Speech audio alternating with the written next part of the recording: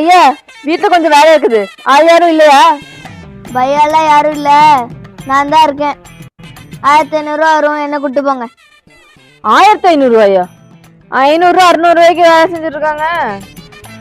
800 ரூபா தரேன் வாங்க. 800க்குலாம் வர முடியாது, 1500ன்னா சொல்லுங்க வரேன். வேலைக்கு வேற ஆள் இல்ல.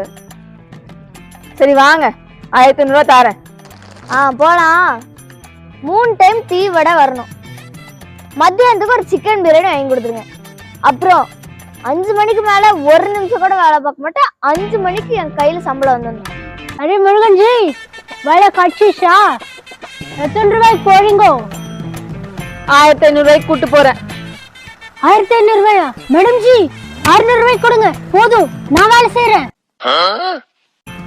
600 ரூபாய்லாம் முடியாது, 500 ரூபாய் தரேன் வரியா? போதும், 500 ரூபாய்க்கு தந்தா போதும். அப்புறம் இந்த டீ